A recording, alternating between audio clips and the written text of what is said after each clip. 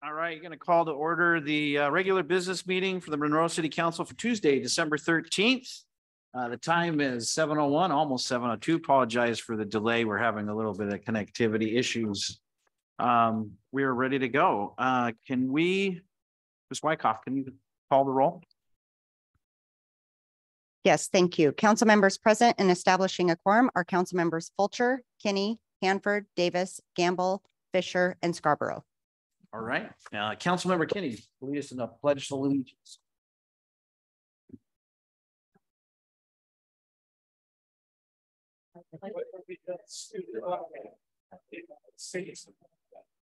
To the republic for which it stands, one nation under God, indivisible, with liberty and justice for all. Right. So the first item on the agenda tonight is the continuation of the required post-adoption public hearing for ordinance 030-2022B. This is continuation from our previous meeting. The public testimony portion of this hearing is still open. We will begin by taking public comments on the matter. Are there any additional parties that wish to make public comments? And I've got two on the list here. First up would be David Toyer of Lake Stevens. Toyer, name and record for on the record there, and then you'll get 3 minutes. Thank you. Appreciate your time, David Toyer, Toyer Strategic Advisors, 10519 20th Street Southeast, Suite 3 in Lake Stevens. I'm here representing the property owners at First Airfield.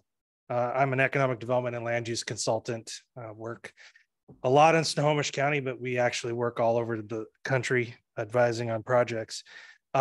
Spoke last week, submitted a letter last week, submitted another letter yesterday with some additional information and analysis. But what I wanted to focus my attention and time on here this evening before you all is how do we maybe find a resolution to move forward that works?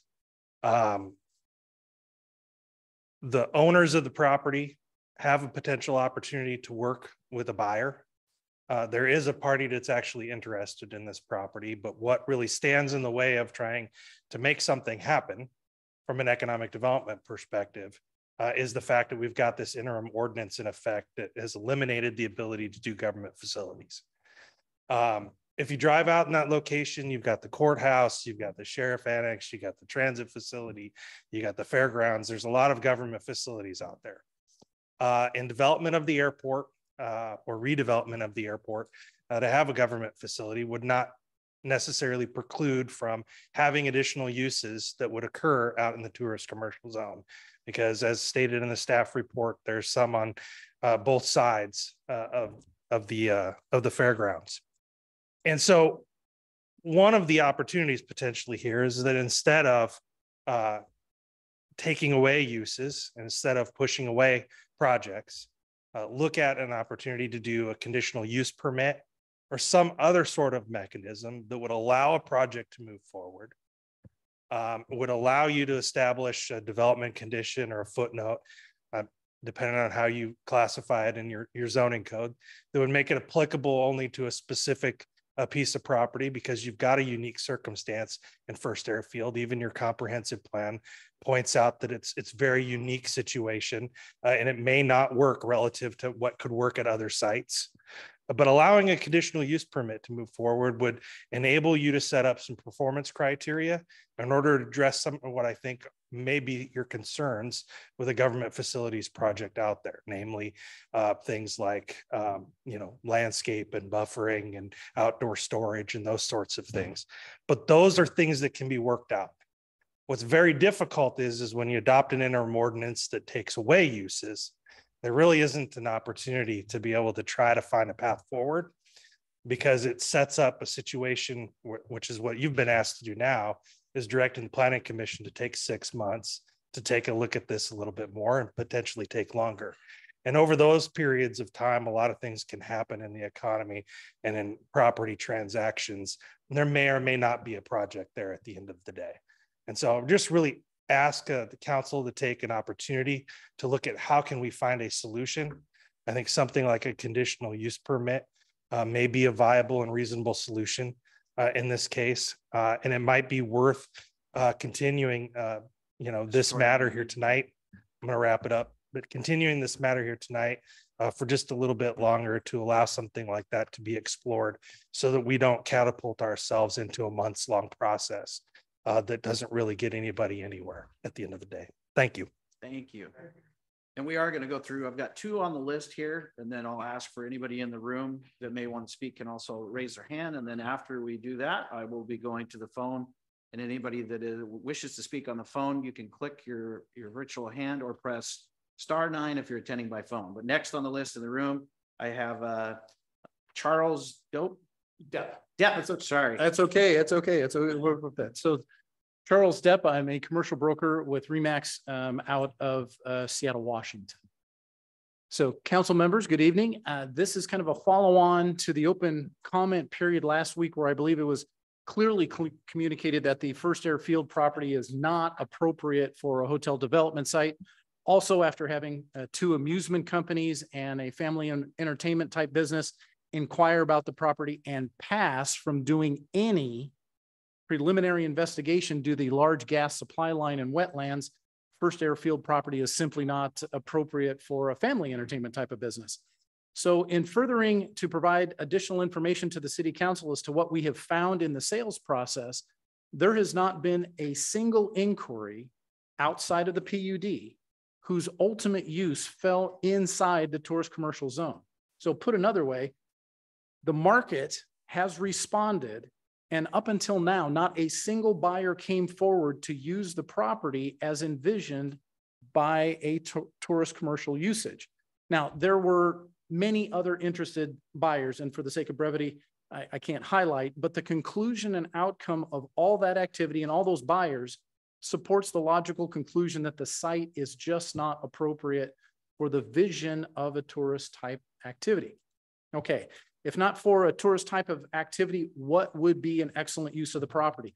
A public service enterprise that has a direct benefit to the city. Snohomish County PUD, which has determined, despite the challenges of the property, that the property is acceptable for use. They would be classified as a perfect buyer. A Snohomish County PUD facility serves the city with decreased response times and an increased number of available service crews. Presently, Monroe has 1 small service station, and the crews, the additional crews that are needed, are dispatched all the way from Everett. So the existing small facility, which would be changed to a much larger consolidated facility and would be able to help in times of like the latest windstorms and snowstorms with a more rapid response time and a larger number of available crews. And I'm sure everyone would all welcome that. Ongoing, the large local presence of Snohomish County PUD would enhance and serve the city and the people of Monroe well. Simply, the facility would make the city of Monroe better, and all at no cost to the city. So what needs to be done? Like last week, the proposed interim zoning amendment needs to be rescinded and the current zoning clarified to allow a government type facility with outside storage. Thank you again for your consideration. Have a good evening. Thank you. Those are the 2 names I have on the list. Is there anybody else in chambers that would like to speak? Public hearing. Not seeing any. Is there anybody in the virtual audience that would like to speak? If so, just a reminder to click your virtual hand, raise your hand, or press the *9 if you're attending by phone. Ms. Wyckoff, do we have anybody? Half beat. Okay.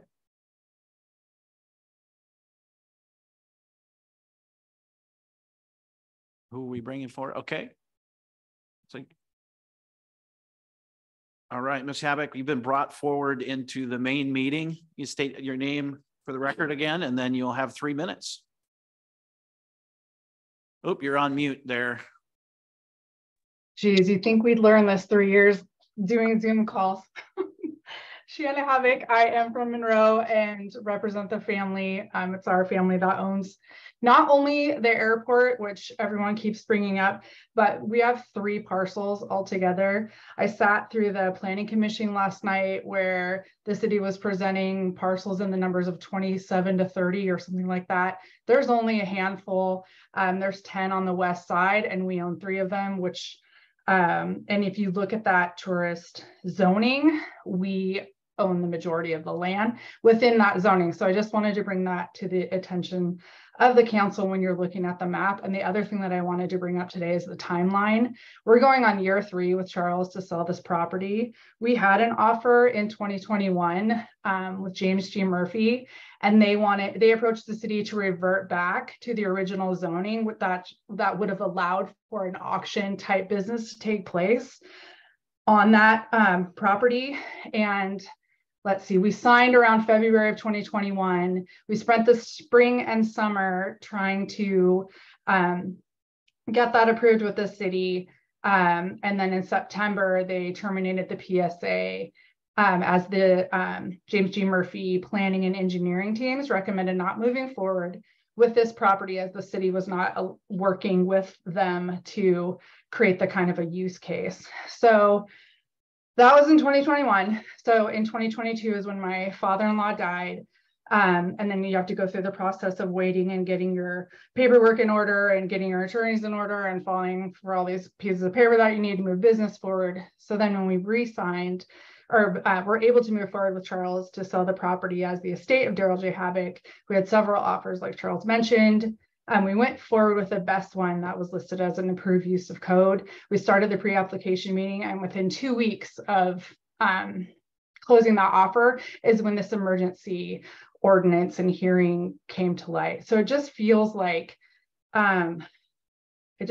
we need to move forward, and we're willing to have the conversations to come up with a workable solution, but we really would just love to repeal the interim ordinance and go back to how things were and move forward with a buyer that we have and that we do believe is a great fit for this city and this community. So I just wanted to highlight that timeline for everyone, that we've been working on this for quite some time. And we appreciate your attention to this matter. Thank you.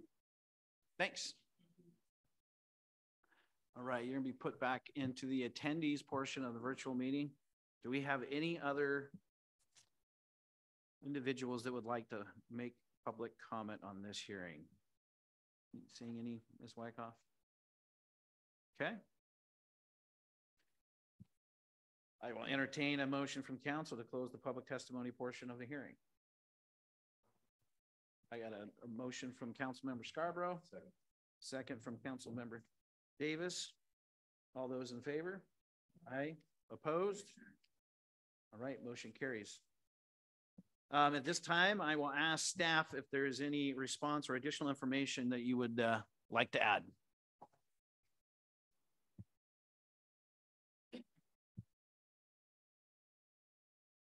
There was some questions at the last meeting. We had some comments that were submitted, and that was one of the reasons that, thank you. If I'm on. Okay, thank you. I always forget that. To continue the hearing so that we would have an opportunity to respond. So I'll provide some brief responses this evening, and then we can take some time for discussion if need be. First, I want to thank everyone who's provided public comments on this ordinance, either through oral testimony or in writing. We have considered these comments, and we do look forward ultimately to work with all of the community members and property owners within the TC zone, presumably when the Planning Commission begins its work in January, if we decide to move in that direction. There's a number of points that I want to make. First, I wanted to reiterate, just for everyone's, to remind everyone that this is a legislative matter before the city council.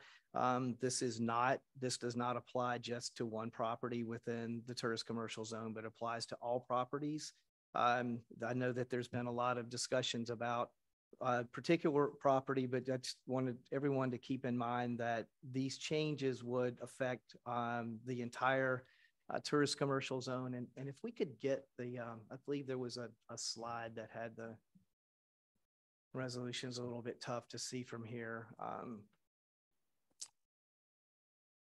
But there's two areas that are not contiguous to each other that constitute the tourist commercial zone. So I just wanted everyone to keep that in mind.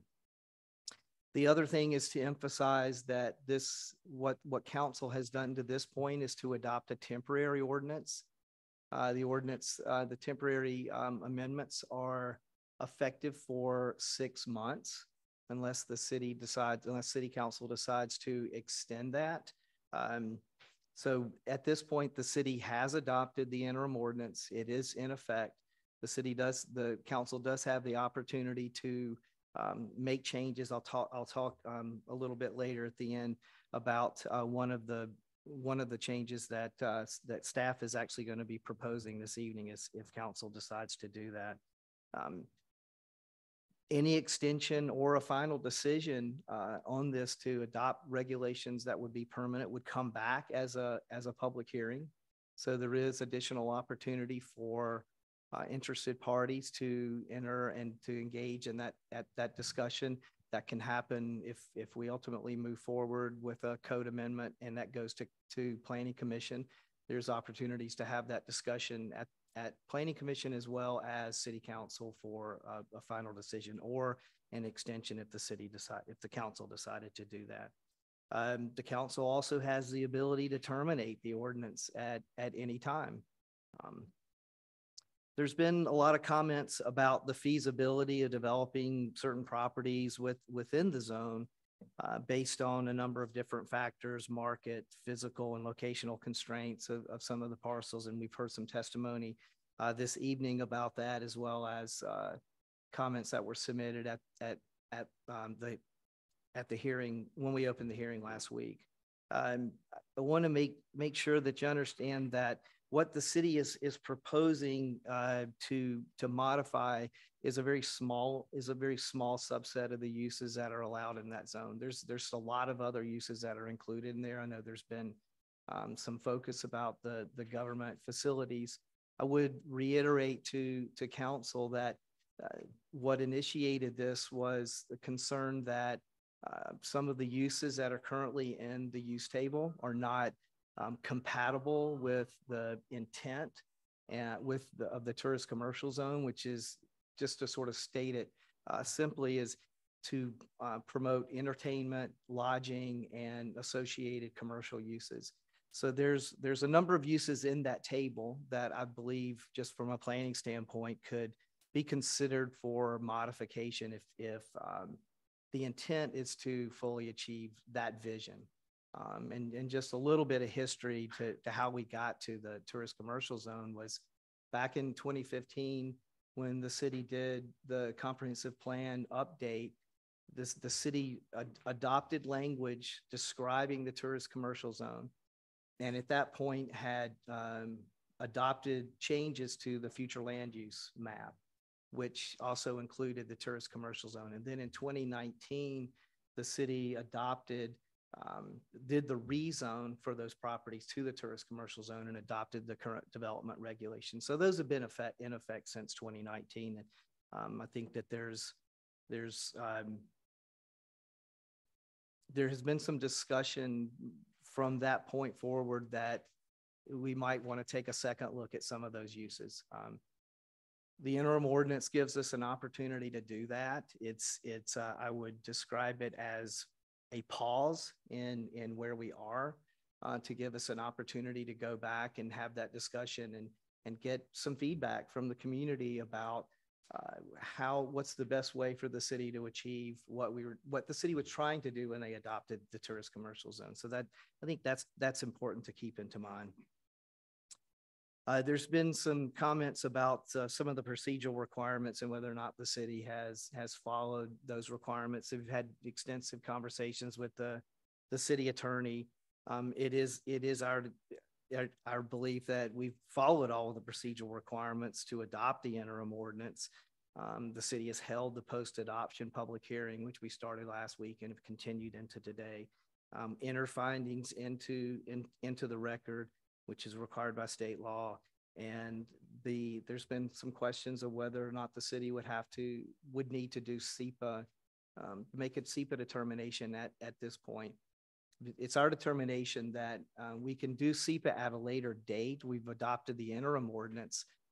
State law gives us some time to go through that SEPA process. And if we were to move forward with a code amendment and take that to Planning Commission, we would obviously, as a part of the code amendment process, go through that SEPA process. So that was our legal determination on that.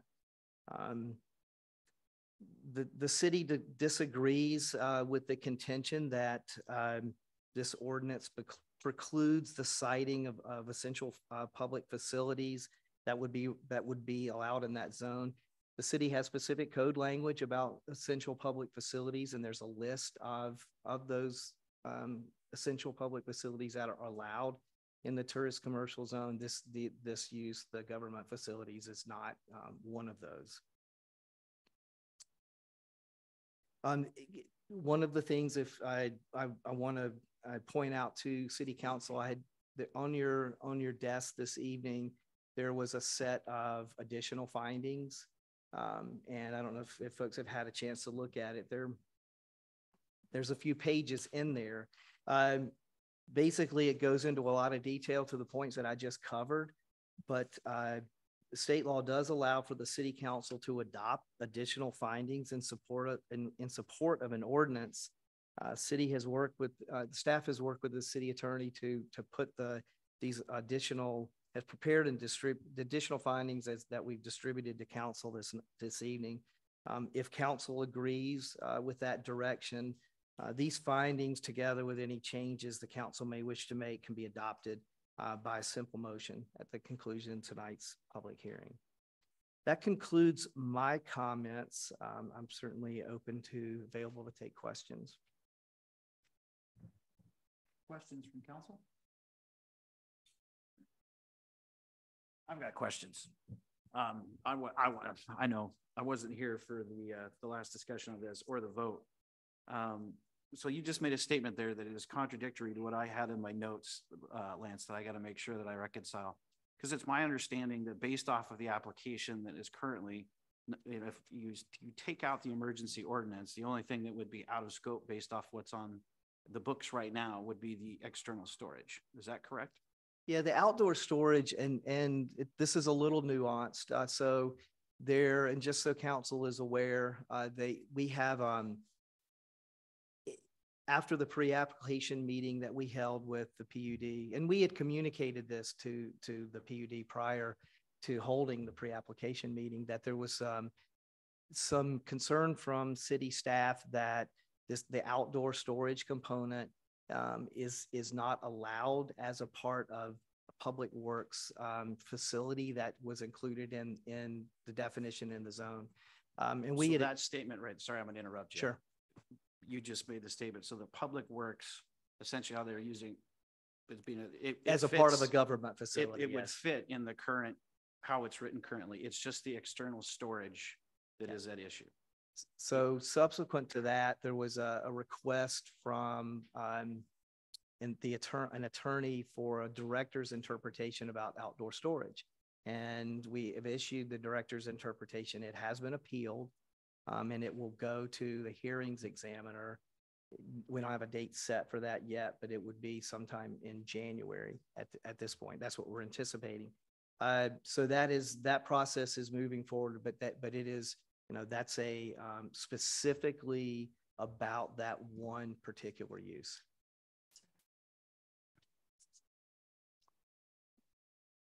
Yeah, Zach. Oh, thank you, Mr. Deputy Mayor. I didn't mean to interrupt. I was actually trying to comment on an earlier statement by Director Bailey.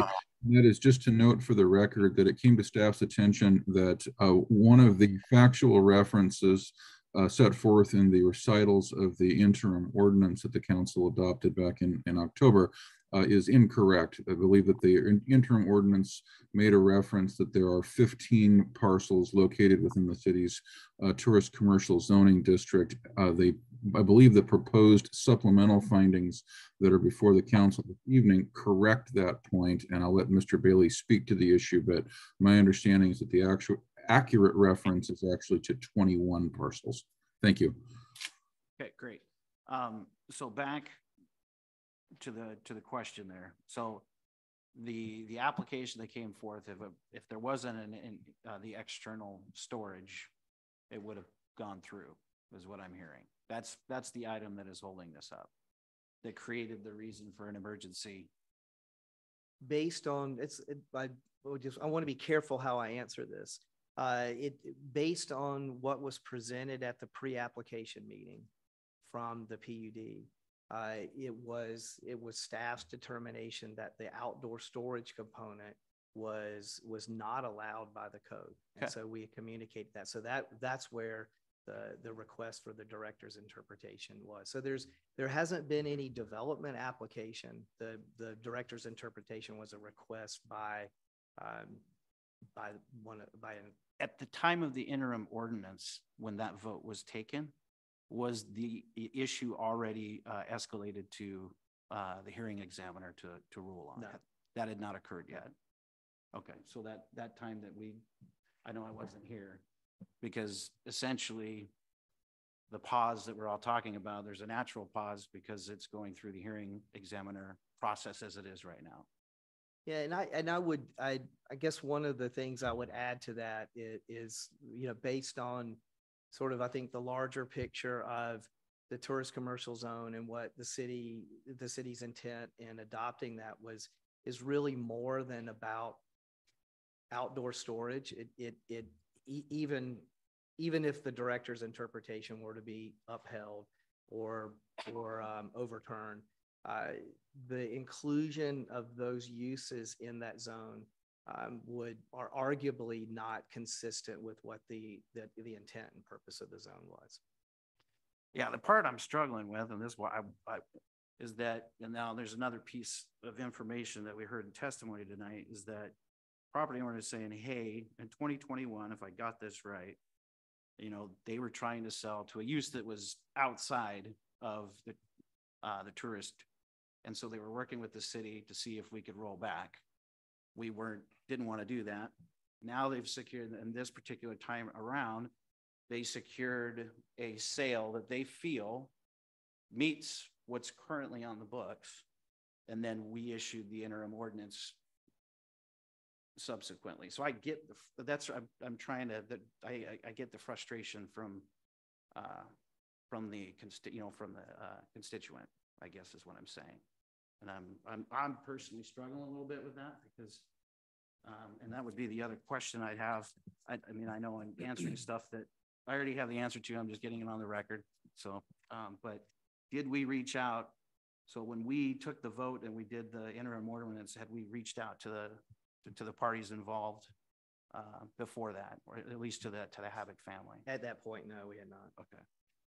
And that's the piece that I think is the one that concerns me the most as well, is that this isn't the first time we've had this type of deal from in the tourist district. We've had other businesses come forth, whether it was for a remodel. I think that was the most recent one. And we worked with the businesses, as we went through that. So these are some of the things that I would have raised, back then. I totally get the position of, us, the direction, all that kind of, but from a doing business with us, we have something that's on record. It meets the requirements. There's the one with the outdoor storage. They're following the process by going through the hearing examiner to challenge. We have a history, in the 11 years I've been here, using the hearing examiner to resolve those issues. We haven't done, from my recollection, emergency ordinances. So that bothers me a little bit, in the process. So those are my comments for now. So any other? Councilmember Davis. So first off, I agree with you that one of my first problems with it is what you've stated here, that we changed it in the middle of the game. The other issue I have, though, is the additional information of the attempts to sell it to people that meet those requirements, and their determination that it's not feasible for that use. And so we pretty much locked them out of being able to use their property or sell their property in a situation like they're in right now. I don't think that was ever our intention, obviously, but we've kind of backed ourselves into that corner here with this. Those two things are problematic to me, and my personal opinion, or my council opinion, is that we back up and we take a look at what was going on and try to work out some sort of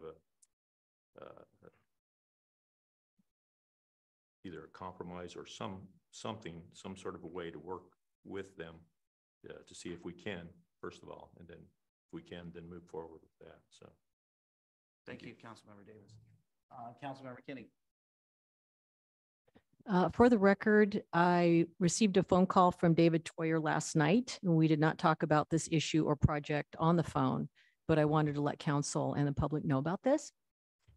My opinion is in alignment with you and with Councilmember Davis.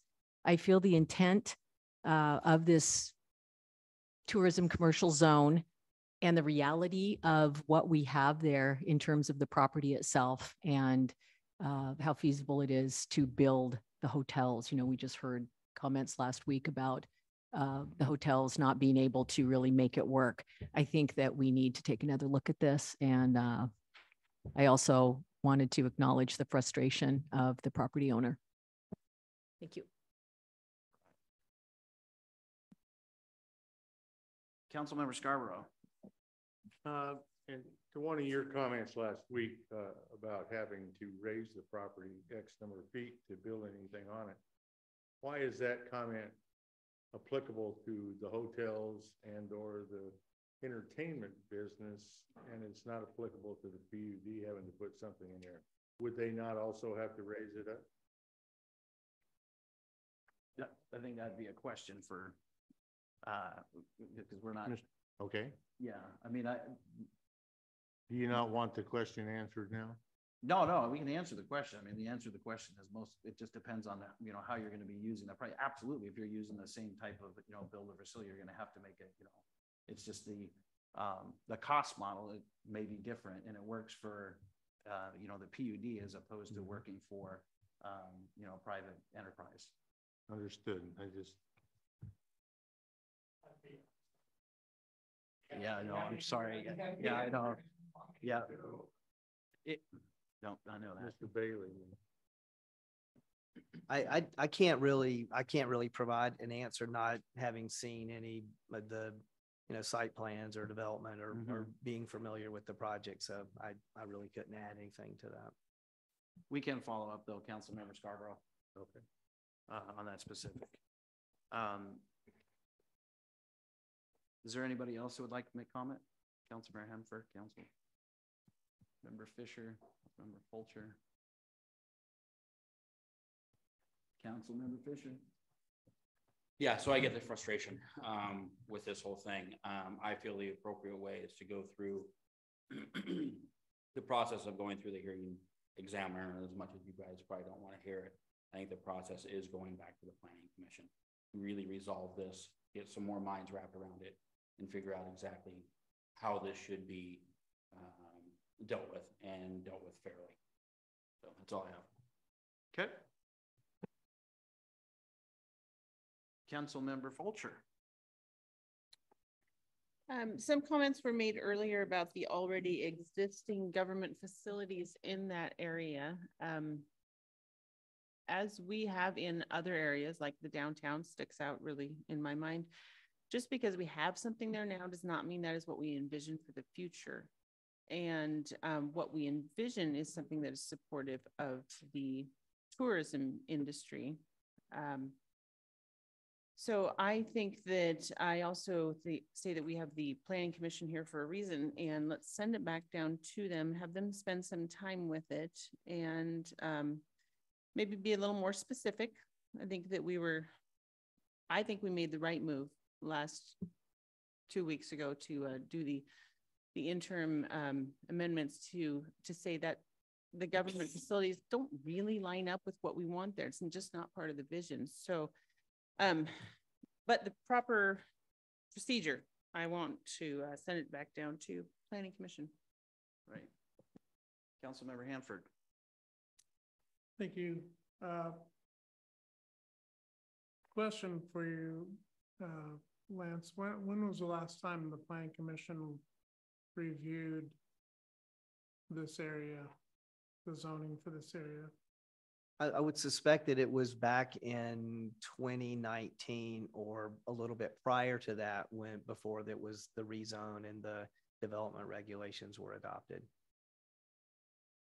So fairly, not a long time ago, but it was, as I mentioned before, I know internally there's been a conversation, and not just about the tourist commercial zone. I would, sometimes you have to go back and you have to tweak the code a little bit, and we just went through a process to do that with the definitions, and this may fall into that category. And so, as I mentioned, the interim ordinance sort of gives us a pause to do that and take it back to the Planning Commission. So hope that answers your question. Thank you. Yeah. So yeah, I sympathize with for the whole situation. I think it'd be best for the Planning Commission to look and do a deep dive on this before we just make a rash decision without having it looked at thoroughly. So I sympathize, but I think we need to go down that same path. Thank you. Okay.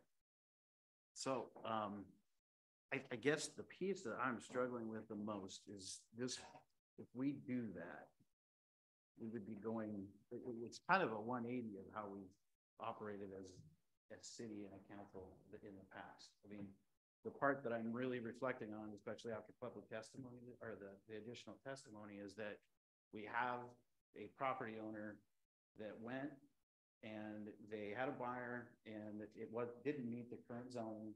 They went to try to get it changed, didn't happen. They go and they find a buyer that meets the zoning. It's allowed. There's just one portion of it, which is the outdoor storage, that is an issue.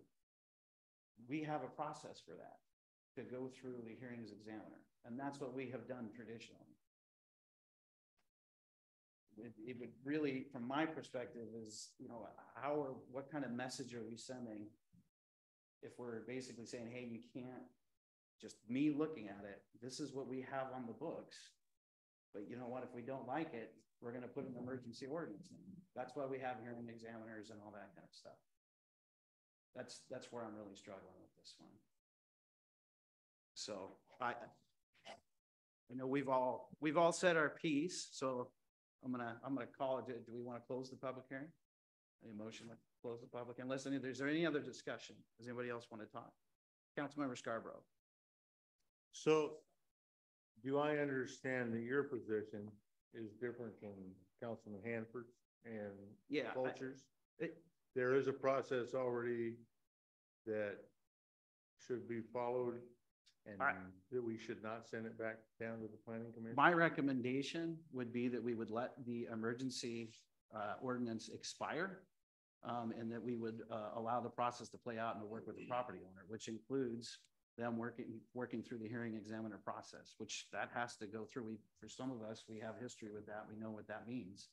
That in and of itself is going to take time, but I do not think it's appropriate, based off the timeline of events that I'm seeing, if we truly want to reflect that we're easy to do business with and transparent and all that kind of stuff as a city.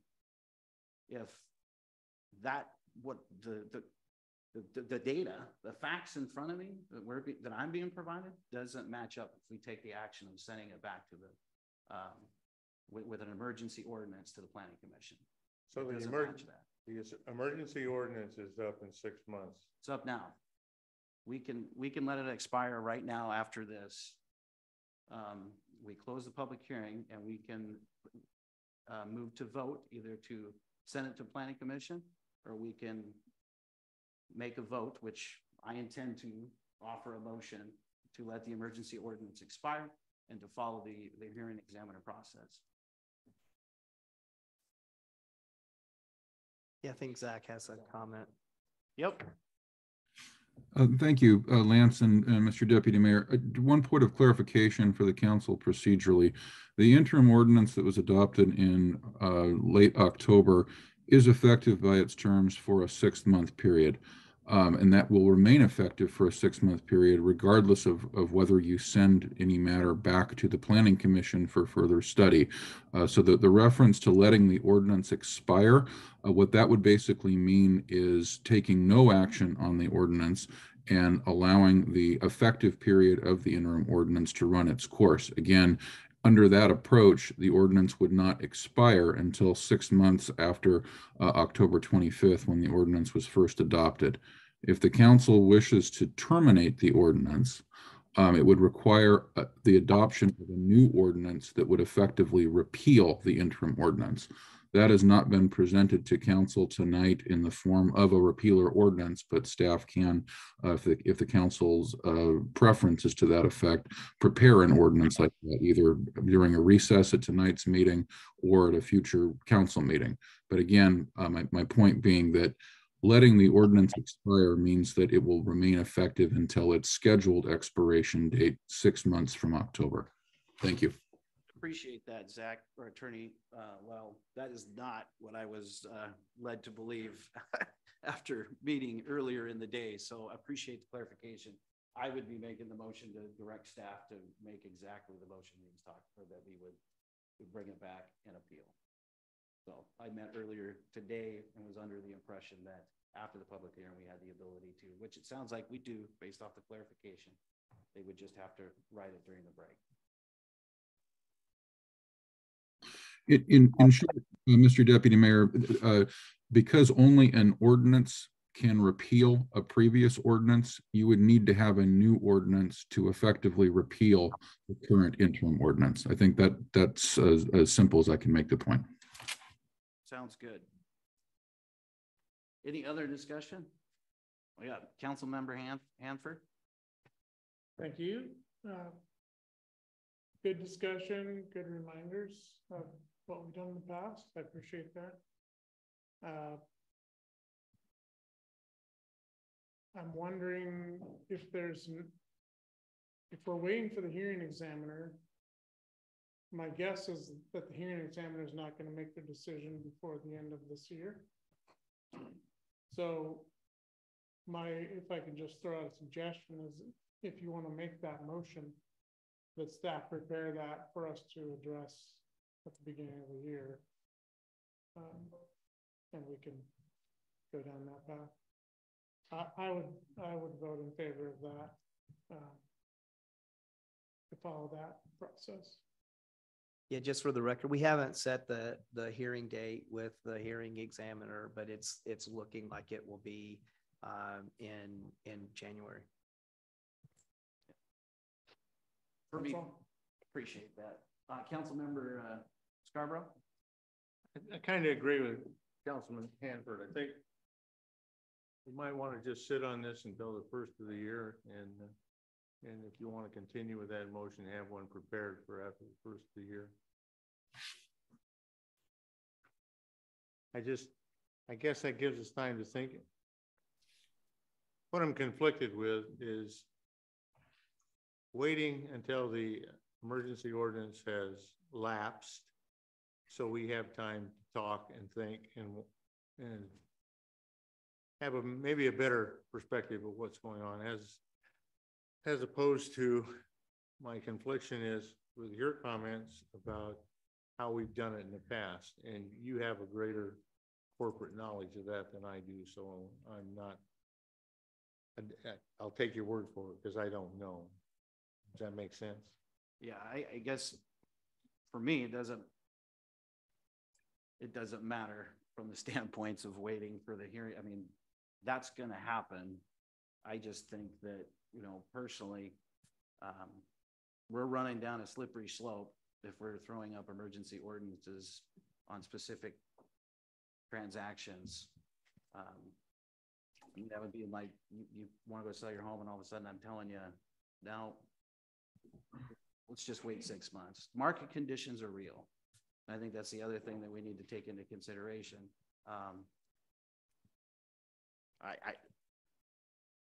I think this just needs to go back to staff to come back with, well, we're going to close, we got to close the public testimony piece of this before we can get any sort of motions that anybody would want to make. Councilmember Hanford. I move to close the public hearing.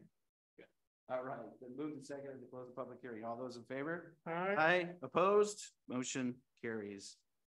Okay, so yeah, Councilmember Hanford, are you still at? Oh. You good?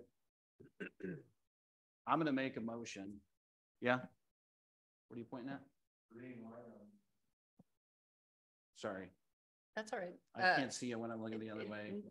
No worries. I just wanted to make sure that council clearly understood the two processes that were being discussed this evening. So one of the reasons that council has stated that you would be willing to wait to take action on sending this to the Planning Commission is because there is a second process, which is the hearing examiner's ruling on the interpretation, the community development director's interpretation of outdoor storage. So either this evening or depending upon your action, when we come back in January, it might be worthwhile just to walk through those two different processes, because foregoing action on this ordinance and waiting for that process may not result in the outcome that I think some of you are interested in. So I don't know if it's worthwhile to have Director Bailey go back through that one more time, or if you would prefer to have that review of those two processes occur in January when this comes back. But I just wanted to offer that opportunity for some clarification. Thank you. I'd like to make a motion that at this particular time that we do not direct the Monroe Planning Commission and Community Development, that we take an alternate, course of action. I'd like to see staff bring back an alternative that would ordinance that would repeal the emergency ordinance and that would use the existing procedures we have in place. That's my motion, right? Second. You didn't get that? Can you go play that back? Slowed down. Didn't you see my little italicized slow down so that we can? Okay, move. Can you say it again, please? Move to direct staff to bring back a ordinance or repealing the emergency ordinance.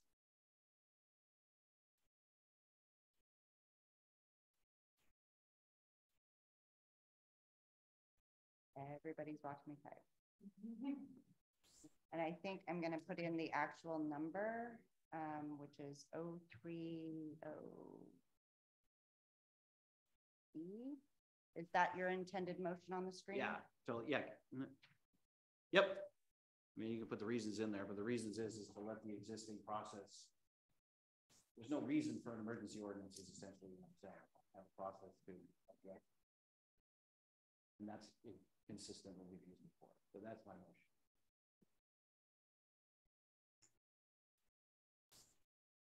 Oh, sorry, I can't see your leg. Councilmember King. Just for my own clarification, Director Bailey, could you tell us a little more about this outdoor storage? I'm trying to visualize it just so I know what I'm. Yeah. Thank you. It's kind of a nuanced thing, I'll try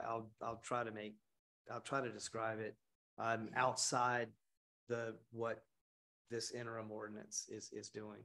So in the city's code, we differentiate between outdoor storage and indoor storage. And it's an intentional thing that has been done.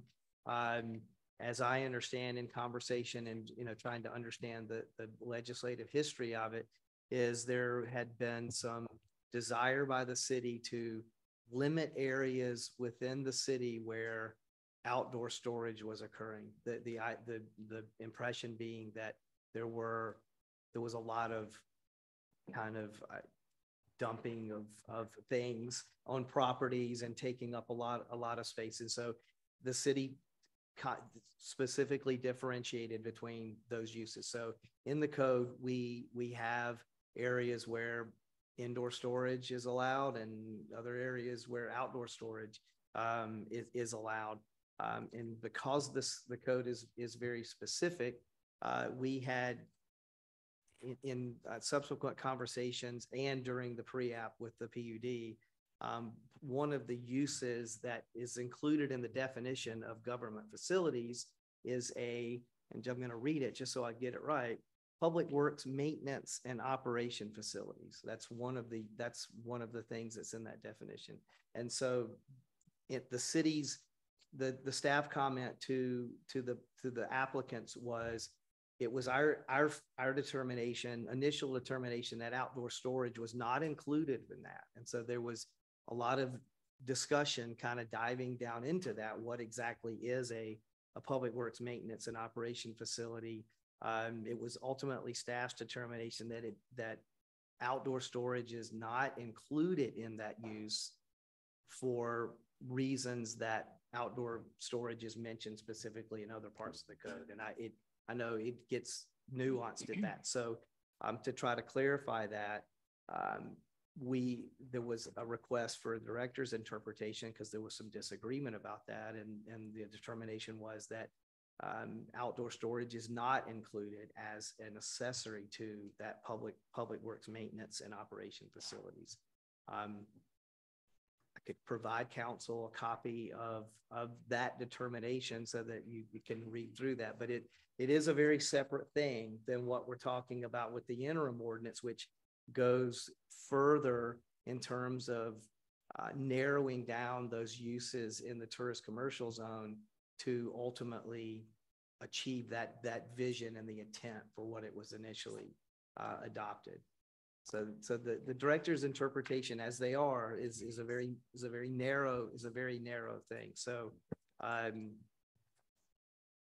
yeah, I'll try to stop the confusion at that point, but hopefully that helps to clarify the differentiation between the two.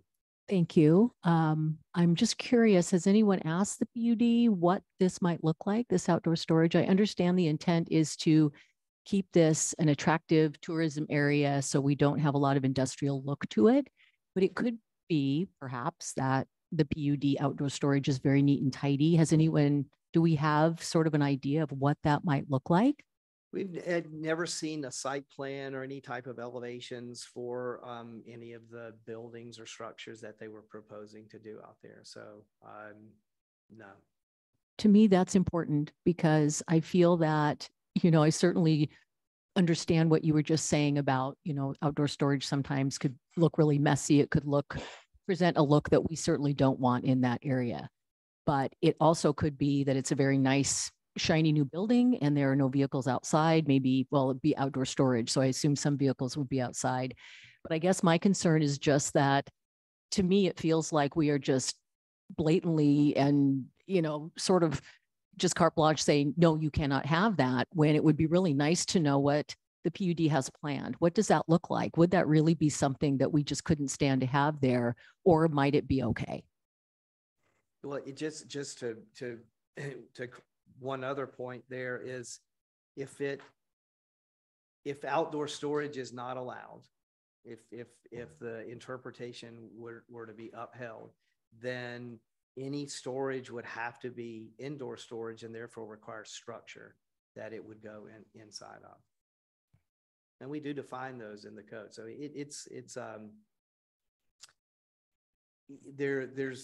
it would require some type of structure in order to hold that, whatever they were proposing to store. Okay, so, but that is the hang up here. I think it's one piece. I mean, the broader picture, I think, being the uses, the government facility uses, taking into account what the initial intent and purpose of the tourist commercial zone is. That's what the interim ordinance is about. And I think there's an argument to be made if you look at that intent and that purpose, that government facility uses. And there was comment at council meeting that there might be other uses in there as well that don't fit into that category. And so it's an opportunity to clean that up. And, you know, as we know, once a project is on the ground, you've potentially lost an opportunity to achieve that. And an example that I will use, that a recent example here in the city, has been the Lakeview project. It's the tilt up warehouse out on Frylands and Highway 2. And when that project started, you know, there was a lot of comment about, why is the city allowing that? Why isn't it more of a public interaction use? Or, you know, there was, why didn't the city put a Chipotle there? You know, just a lot of comments. And I think, you know, that, you know, staff took that to heart, and being, can understand that. Like, so once that project, that parcel is taken up in that area, the same thing here. And, you know, not being insensitive to the property owner and the effects on those, but from a community standpoint, sometimes if you lose that opportunity, you're not going to really get it back for decades, if not even. So I think that's the bigger picture of what we're trying to do with the interim ordinance. Thank you. I don't know who was first. Yes. I believe we are in the discussion section of the amendment has been proposed. Yeah, actually, there's a motion on the floor. Yeah. And seconded. Who seconded? Councilmember Davis. So yeah, we actually have an open motion. Right? Yeah. Motion. Before we take a vote, any discussion on the motion? And that's what Councilmember Kenny was discussing. Oops, and I need to speak into the mic, getting feedback that they can't hear me. So sorry.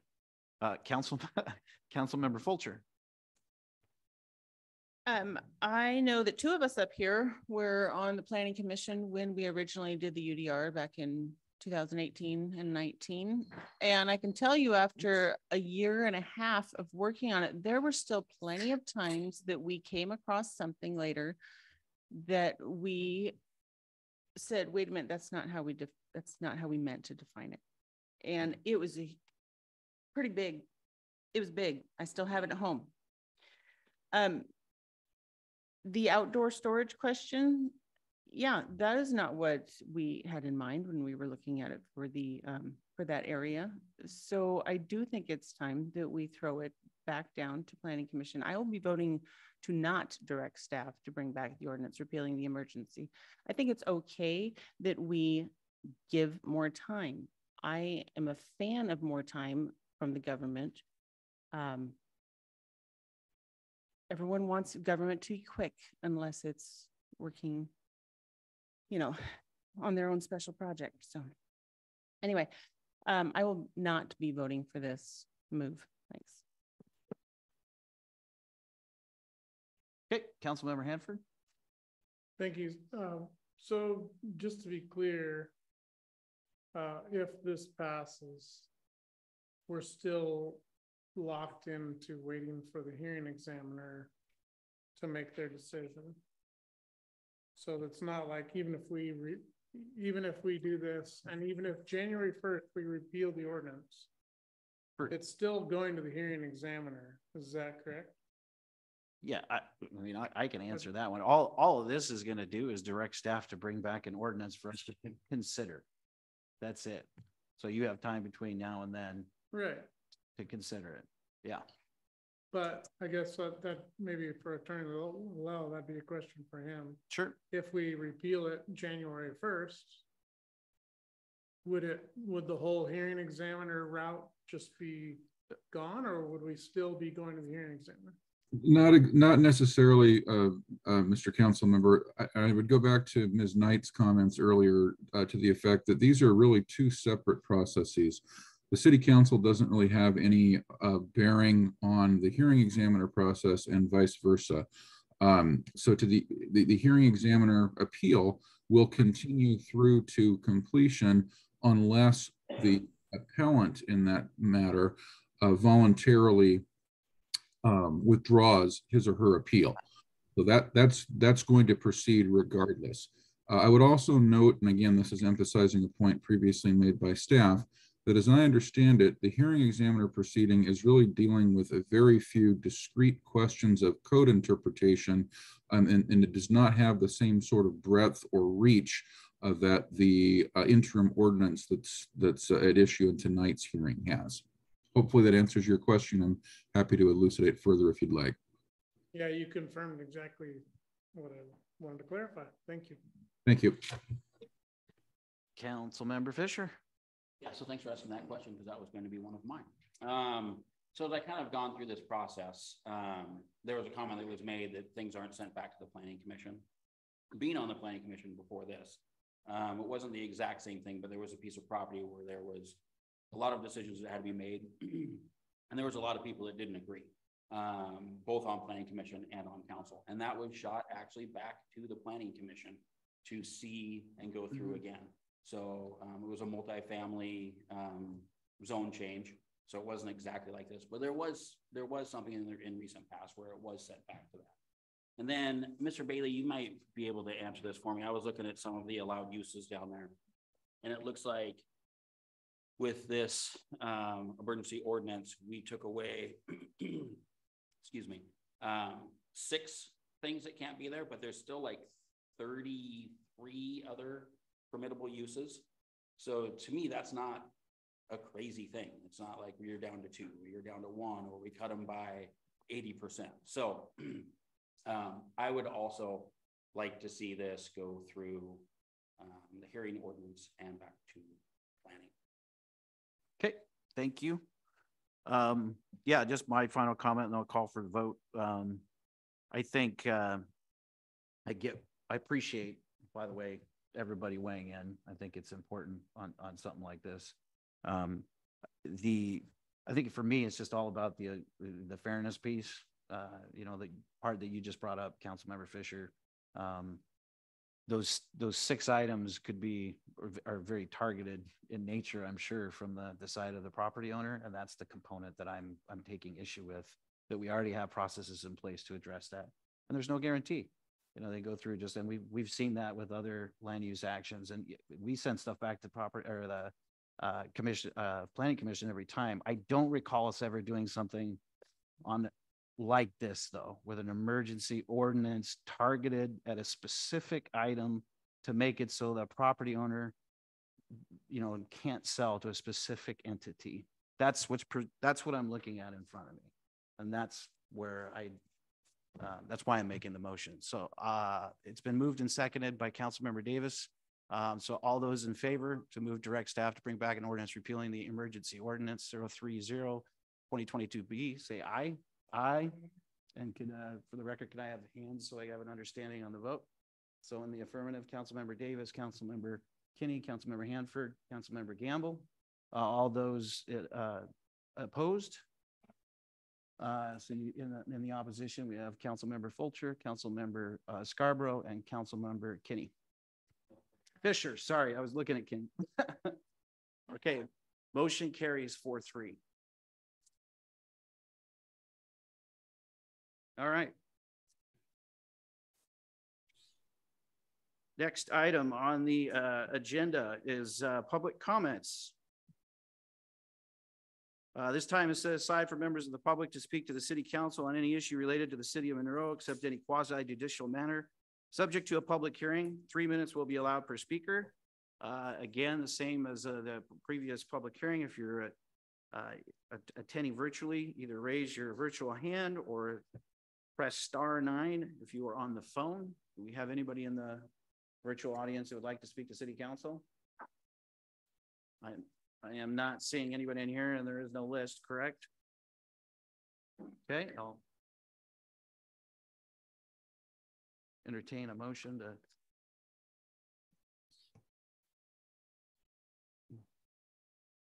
Close the public hearing or public comments. We're moving right on then. This time we have the need for an executive session pursuant to potential litigation RCW 42.30.1101 little I and property acquisition pursuant to RCW 42.30.1101 sub B for 10 minutes. I'm going to say 15. Coming back into session at, oh, sorry, Attorney Lau. You're on mute, sir. Pardon me, counsel. It would be appropriate, Mr. Deputy Mayor, to also clarify that the council does intend to take action when you reconvene an open session. We've got a whole agenda in front of us. We're going to take action after the executive session. We're out.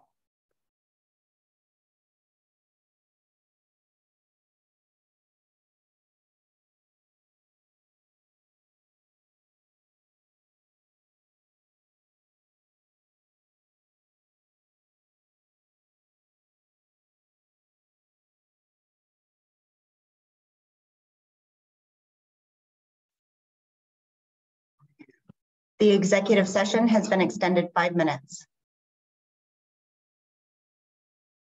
The executive session has been extended 5 minutes. The executive session has been extended 2 minutes.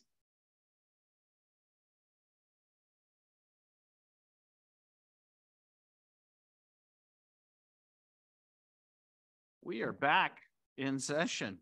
So next item on the agenda is the consent agenda. Councilmember Hanford. The consent agenda is listed. So, motion to approve the consent agenda by Councilmember Hanford and seconded by Councilmember Fisher. All those in favor? Aye. Those opposed? Okay, motion carries 7-0. Next item we have is under unfinished business. 8.1, the municipal campus project phase 2, proposed city staff relocation options. And this is Jordan.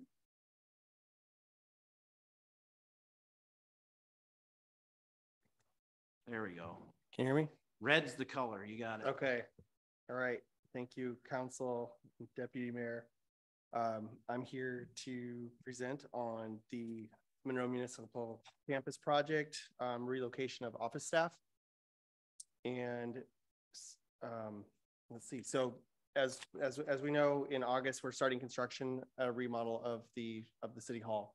And in order to do that, we have to have our staff that's in the City Hall be relocated to another location during construction.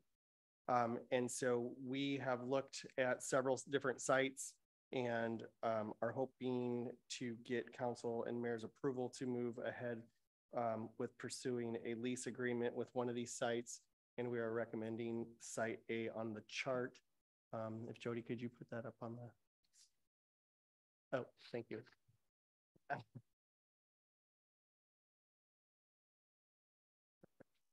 So this is a scoring chart that we used to score each site that we looked at. There's some metrics down the left side that describe the things that we thought were important when looking at relocating staff. And then we scored each site. You can see the sites across the top. There we go. So there's several different sites and each one was scored. The one on the left in the green, site A, is the site that scored the highest and just met almost all of our metrics that we were looking at. So that is what we are recommending to move forward to pursuing a lease agreement with. And if that one doesn't work out, these sites go in order and we would start to pursue some of the others. So site B would be number 2 and site C would be number 3. Also, we are looking to get approval to have the city council meetings be relocated to the school district administration building across from the hospital. That building is moving ready and they're aware that council could be coming in there to have their meetings. So we're looking for approval for that so we can lock that down and get our dates set. And then also for other committee meetings and board meetings, those would need to be relocated as well. We have several different conference rooms in some of our other buildings, the Parks building, Parks Public Works building, and over by the Public Works shop. There's also other office locations where those boards and committees could meet. If they opt to meet at another location, that would be fine too, such as the library, public PUD, or the fire department. And then the municipal court, we are looking to relocate them into the Public Works Parks building. We have a couple offices and cubicles right now that would need to come down, but that space would be suitable for the court with public parking, ADA accessibility. It's on a bus route and has public bathrooms and also a meeting room. And bringing the judge over there and some of their staff, they felt that was accommodable to meet their needs. So okay. That's what I have for you guys tonight. So we're just looking forward to approval to move forward with getting these office relocations and the meeting relocations. All right, I do have a light. Councilmember Davis. So I'll make a motion to authorize the mayor to relocate city council meetings to the Monroe School District Administration Building during the Municipal Campus Phase 2 project, and relocate all board and commission meetings to available public facilities, and execute non-binding letters of intent as approved to form by the city attorney for sites A, B, or C, and pursue the development of lease agreements for those sites for city council consideration at a future meeting, and relocate the Monroe Municipal Court to 769 Village Way, Public Works and Parks Operations Building. Motion's been made by Councilmember Davis and a second by Councilmember Kinney. Any discussion on the motion? Seeing none, all those in favor? Aye. Aye. Opposed? Motion carries 7-0. Thank you. Next item under unfinished business is 8.2, amend Monroe City Council Rules of Procedure. Second, review and approval. And I was already adhering to this one, I just realized.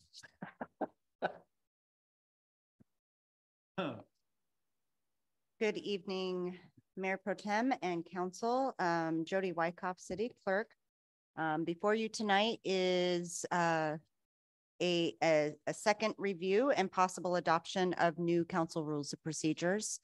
The last meeting on December 6th, we received council feedback and direction related to about 6 different decision points that we presented to you. In addition to integrating that feedback, myself and the city attorney noticed some other items that needed to be amended, including simplifying some wording related to the minute taker. We just made it city clerk instead of official minute taker. We included abstentions related to veto language in section 12.3B. And we also included language related to remote participation as it relates to recusals due to appearance of fairness or conflict of interest. I'm available to answer any questions or take additional feedback on proposed edits or a motion. All right. Councilmember Fulcher. Well, I like the changes that we made.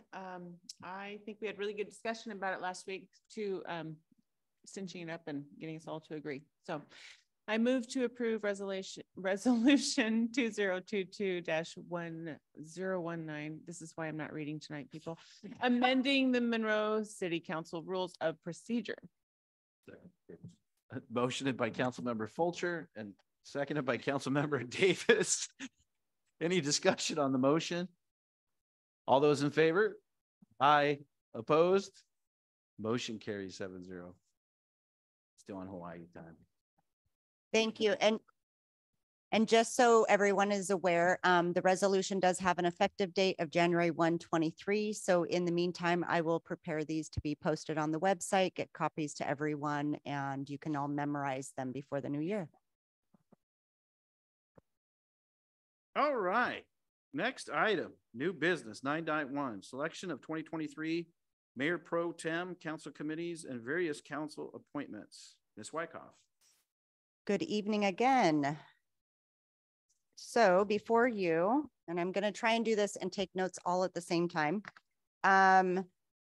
Council rules of procedure state that usually council picks their own, their committees and the mayor pro tem at the beginning of each year.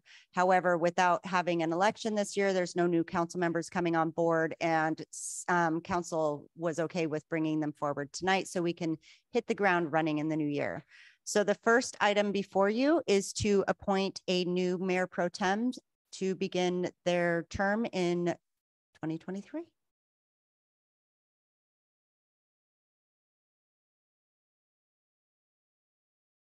Anyone? I'll make a motion to move to appoint council member Kenny as mayor pro tem for 2023.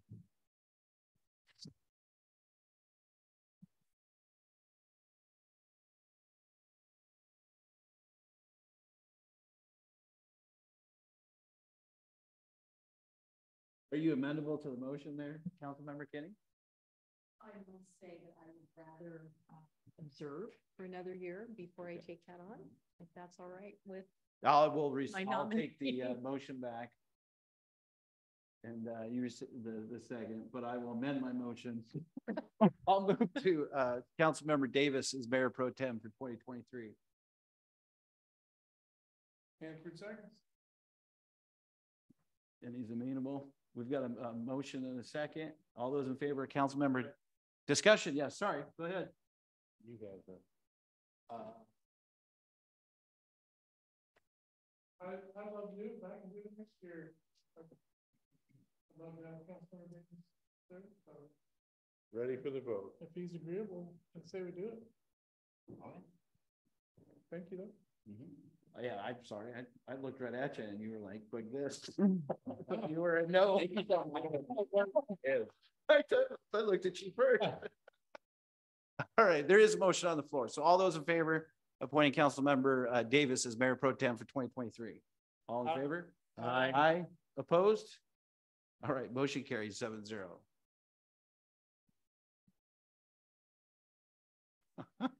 Congratulations, Mr. Davis. Next on the agenda is to appoint a council member to serve as the council representative to the French Creek Flood Control District Joint Board.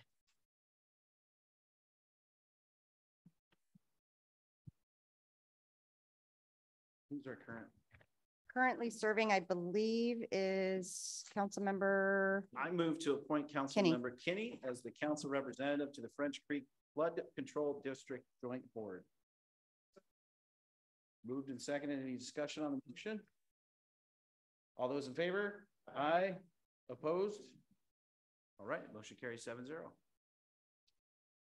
Thank you. Next on the list is to appoint a council member, and this was not in your agenda, Bill. I apologize. I realized that we should probably do an alternate for this one as well. So a representative and an alternate representative for the Snohomish County Tomorrow Steering Committee. Currently serving is Fulcher. Just saying. Just saying. I'm hearing a desire for maybe that someone else step up. Is that what you're saying?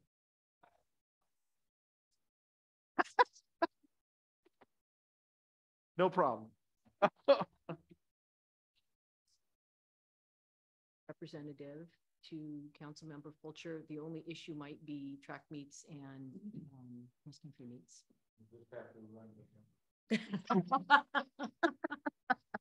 That's awesome. All right. Oh, they're virtual meetings. Yeah. Oh. Yeah. Well, I see Councilmember Hanford, do you have a motion? I move to appoint Councilmember Fulcher as the council representative and Councilmember Kenny as the alternate representative to the Snohomish County Tomorrow Steering Committee. All right, motion by Councilmember Hanford, seconded by Councilmember Scarborough. Any discussion on the motion? I see two lights, but I'm assuming that's leftover. All those in favor? Aye. Aye. Opposed? Motion carries 7-0. Next. Next is the, oh, no, it didn't actually go. Hold on. is a council member representative and alternate for the Alliance for Housing Affordability. Currently serving is Hanford is the representative, alternate is Fulcher. Okay. Councilmember Fulcher. I move to appoint Councilmember Hanford as our representative and Councilmember Fisher as our alternate. Moved and seconded. Is there any discussion on the motion? When are those meetings? Well, they're about ready to change them again, but right now they are on Wednesdays at like 5 o'clock, right before the SCT. Virtual? No, once a month. It's virtual. Virtual. They're trying to go local, whatever you call it, live. Are you okay? Okay, Councilmember Fisher. Okay, all those in favor? Aye. Those opposed? Motion carries 7-0. All right, rolling through this. All right, next up. This is a new one for council. We need a representative and alternate representative for the Snohomish County Solid Waste Advisory Committee. Councilmember Fulcher.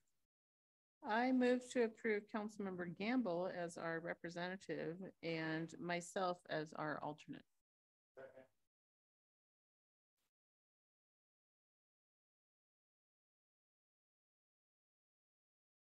It's a new one. I'm just reading. Oh, gotcha. Yeah.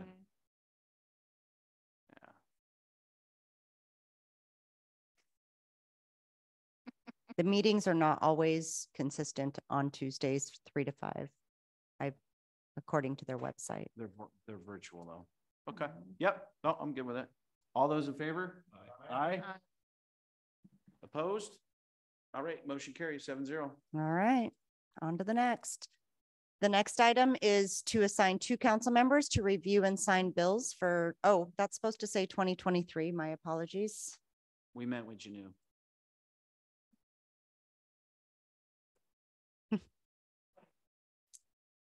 Thank you. Good. Okay. Councilmember Kinney. Assign council members Fulcher and Hanford to review and sign bills for 2023. Second. Any Who- discussion on the motion? We good? All those in favor? Aye. Opposed? Motion passes 7-0. All right, moving right along. Next item is to assign 3 council members to the Public Safety Committee. Councilmember Davis, I saw a flight first.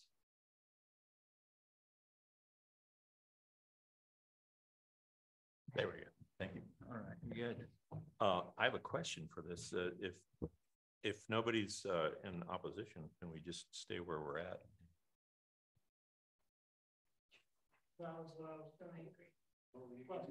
Yeah. For committee assignments. I'm fine with that. Committee assignment? Since there's no change, everybody's. We all good? Perfect. So then I'll move to keep the committee assignments as they are. Second. Oh, yeah. Motion by Councilmember Davis, second by Councilmember Scarborough. All those in favor? Aye. Opposed? 7-0. Perfect. Well, then I can cruise through these. I think that might have. That's it. Okay.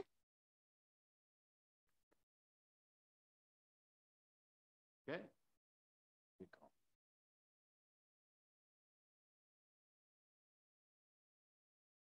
All right, next item on the agenda under new business is 9.2, Association of Washington City's Alternative Response Team Grant. It's Adams.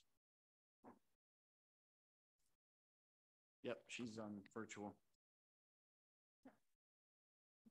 On mute. Yes, I am. Sorry. I have a sick kiddo tonight, so I really wish I could be there with you guys, but better to keep our germs to ourselves. So good evening, Mayor Pro Tem and Monroe City Council. I'm excited to be here with you tonight to share a little bit about the work that we've been doing on this grant. We have the opportunity to accept $200,000 in reimbursement funding from the Association of Washington Cities for Alternative Response Teams grants. This is to be a reimbursement of the funding that the city has put into the Evergreen Health Recovery Center Scholarship Bed Program and the Mobile Mental Health Program, and also a portion of the Human Services Coordinator's salary. I wanted to share a little bit about the Mobile Mental Health Program. So as a part of the collaboration, Volunteers of America will be launching a mobile mental health program out of the Sky Valley Resource Center located in Sultan. And this is a collaboration with the City of Monroe, the City of Sultan, Volunteers of America, Snohomish County Fire and Rescue, Monroe Police Department, and the Snohomish County Sheriff's Office. The mobile mental health will be a resource for first responders to assist individuals experiencing acute mental or behavioral health crisis that require an immediate co-response of first responder team intervention with social services. Currently calling for a Snohomish County mental health designated crisis responder involves about a 2-hour long wait time to support responders working with individuals with crisis. And the goal is to reduce this wait time to 2 minutes to get people to support first responders who are working with an individual experiencing a mental health crisis. A portion of the grant funding will also go to help people with substance use disorder access to quality treatment programs through Evergreen Health Recovery. This has been a program that has been piloted using the American Rescue Plan funding, and it allows uninsured Sky Valley community members to receive high quality care as part of the scholarship bed program. The program provides detox and residential treatment for uninsured or underinsured community members who would otherwise be unable to access these services. And this program represents an opportunity to provide these life-saving services. In addition to the reimbursement, the city's investment in services will also provide a portion of the Human Services Coordinator salary, and also some other city staff time to coordinate and oversee on the program. There was we had the draft contract reviewed by the city attorney, the finance director, and risk management, and the IT department. And there was one section that came up for that drew our attention to that part, and it was an IT state standard that would have been difficult for the city to comply with and involved a cost to update systems. This city staff did meet with the AWC staff this week to clarify the proposed language in the grant, and it was communicated to us that meeting the IT requirements would only be applicable to the monthly reports and reimbursement requests, which simplified this requirement significantly. They will be sending over a revised version, amending this section only of the draft contract to be signed as soon as possible. And the main reason we're bringing this to you now instead of waiting until we have that version is because there's a very short turnaround on these funds and how they need to be reimbursed. So the contract will be, it is for the period of December 1st, 2022 through June 2023 is when we need to have the money spent by. And that concludes my briefing on this grant, and I'm available to answer any questions. Councilmember Fisher. So not really any questions. First of all, this is a huge thing for first responders going out there when they have to deal with these individuals. Lots of times you're just reduced to looking on Google to try and find phone numbers and people to contact to help these folks because they're not equipped to do it. So That's a huge thing, and I really appreciate you doing all this work. Also, looking at the approval letter, says we were impressed with your proposed programming along with your partnerships with neighboring cities and local service providers. So that's a huge thing. I know that you're a big part, along with other city staff, reaching out and organizing this stuff with the other cities and service providers. I have a funny feeling that the grant writing was a lot longer than the congratulations we have selected your application that we got. So thanks for putting all that work in and doing a really good job. So I appreciate it. Thank you. Thank you. Councilmember Fulcher. So on that, I'm going to move to accept the $200,000 in reimbursement funding from the AWC, Association of Washington Cities, Alternative Response Teams Grant. Been motioned by Councilmember Fulcher and seconded by Councilmember Scarborough. Any discussion on the motion? All those in favor? Aye. Opposed? Motion passes 7-0. Yes. Thank you, Ms. Adams. Thank you. All right. Next item on the agenda is council member reports. I'm just going to go right down the row here. Councilmember Davis.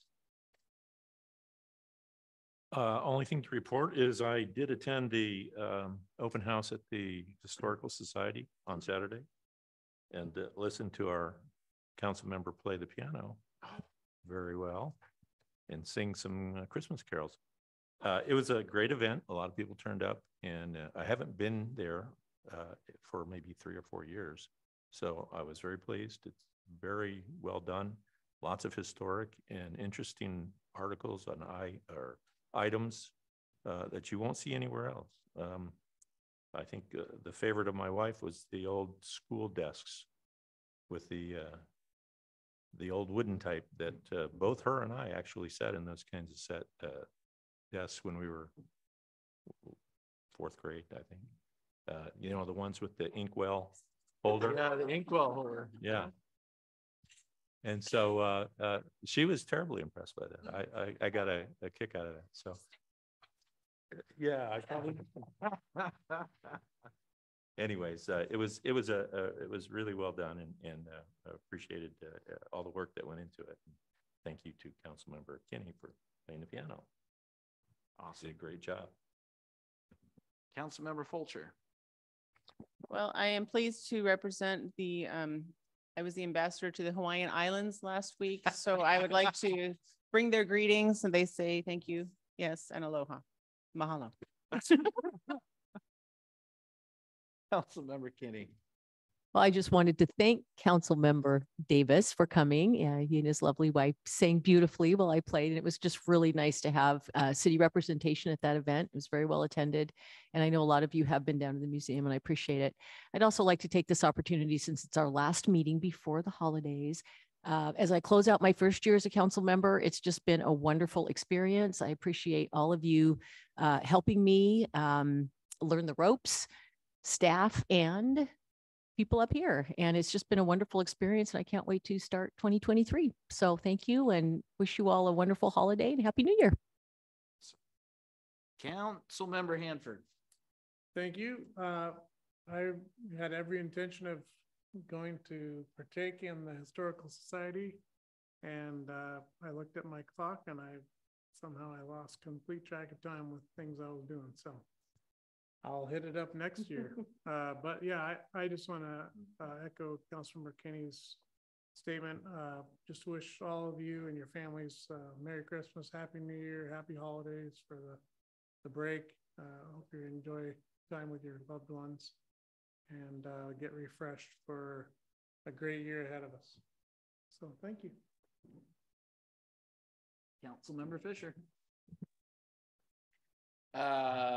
As Councilmember Kinney said, this is also my first year.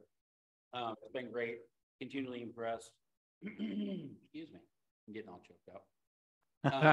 Continually impressed with city staff and other council members, professionalism, able to make also the ability to make decisions, keep our local government running. It's been a really cool thing to be a part of.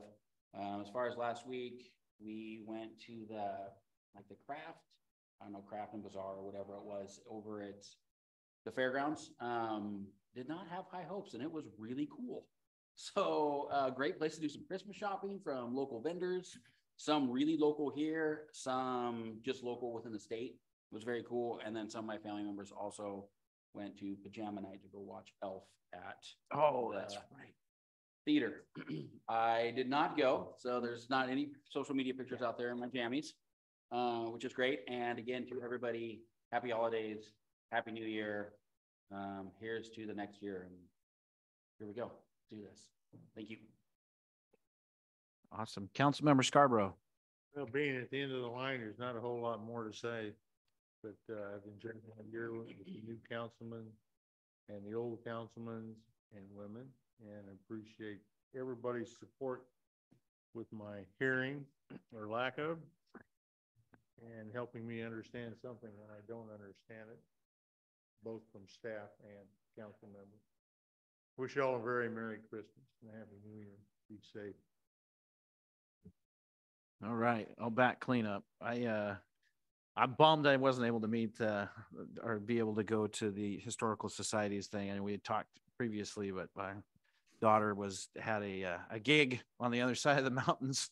So Friday night I was over there, and then drove the sleigh across the car. It felt like going over the passes most recently feels like a sleigh. We've been over almost every weekend, but I can't wait to get down there and check it. But I'm really bummed I missed you playing the piano. So we will definitely do that. But I just want to echo the comments. I mean, 11 years, and I've just been continually impressed with the amount of, has been said, professionalism.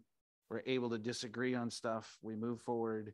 And even when we disagree, we may shake heads at each other and like that idiot or whatever, but there is a mutual respect and for amongst everybody. And that's just, it doesn't play out, as we all know, in the larger picture in politics across our region, across the country. And that's the part that for me has been the most enjoyable and has actually kept my faith alive in this country and in politics through a lot of this stuff, has been working with the individuals up here on the dais and this city staff. It's been fantastic. And this year's no exception. And we had another discussion tonight where we go through, we'll have another one.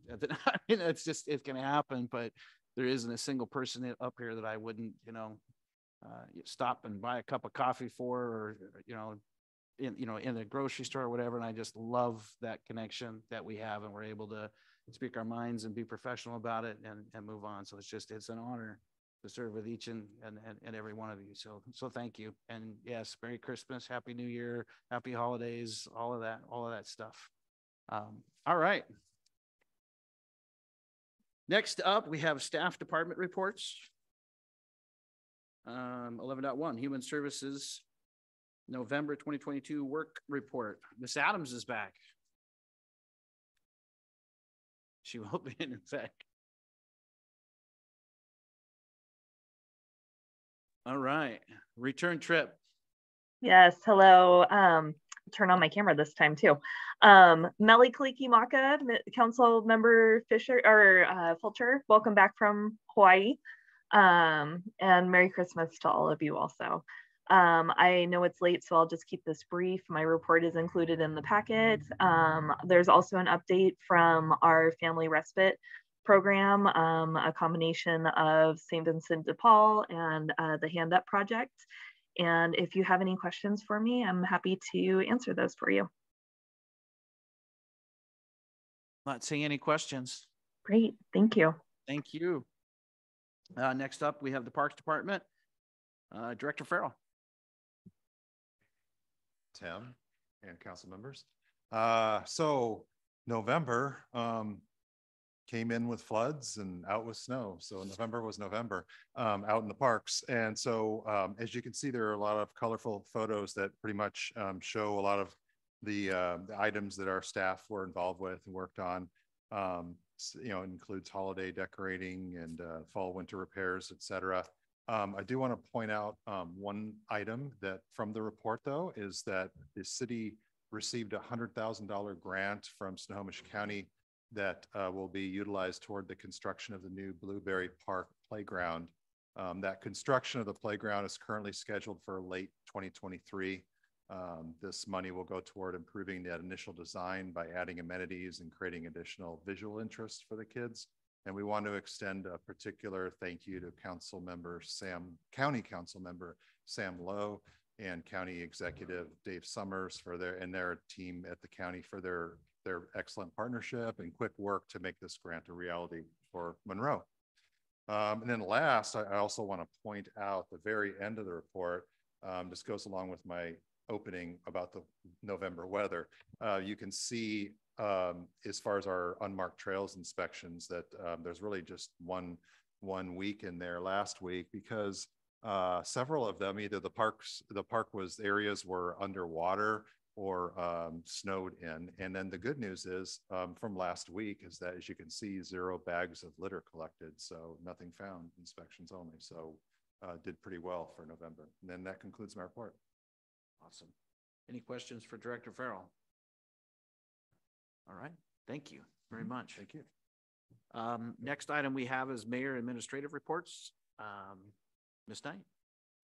As you can see by the amount of red on that extended agenda, all of our meetings are canceled until January 10th. That's all for my extended agenda report this evening. All right. And the City Administrator Report.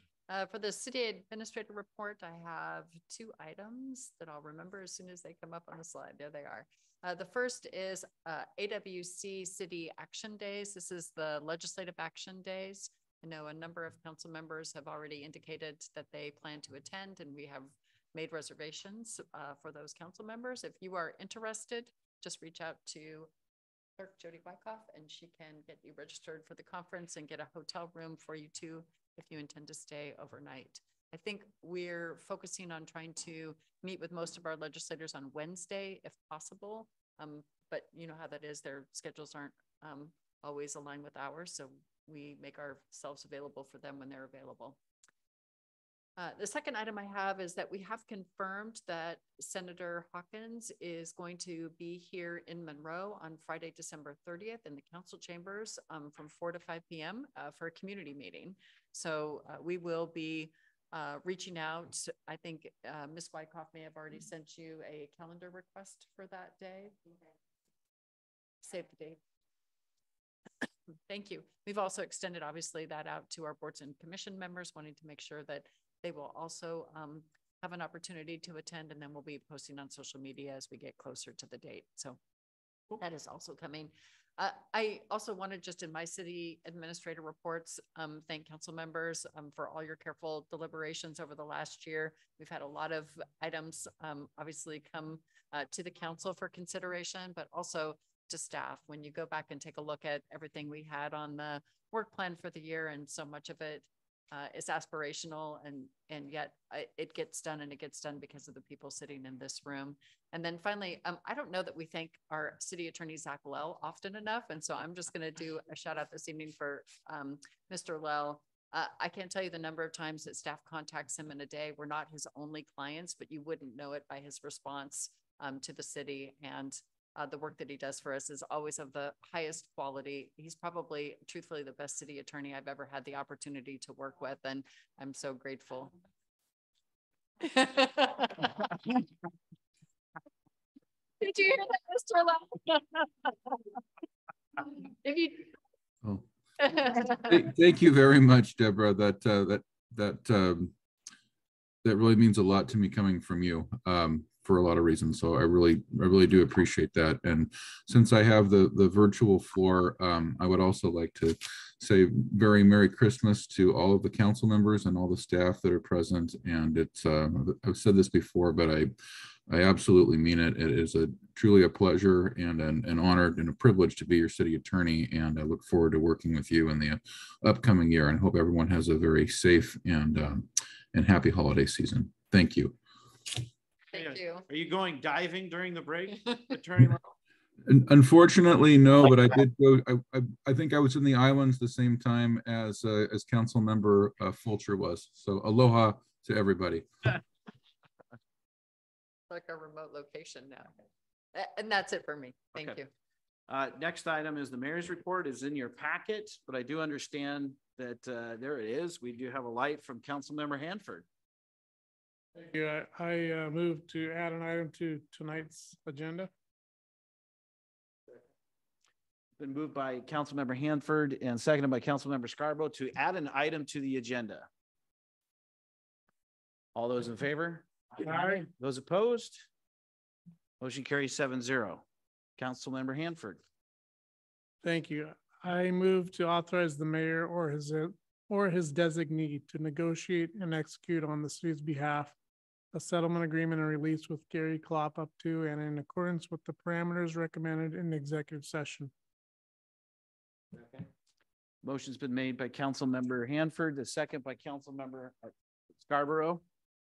Any discussion on the motion? All those in favor? Aye. Those opposed? Motion carries 7-0. Thank you, Councilmember Hanford.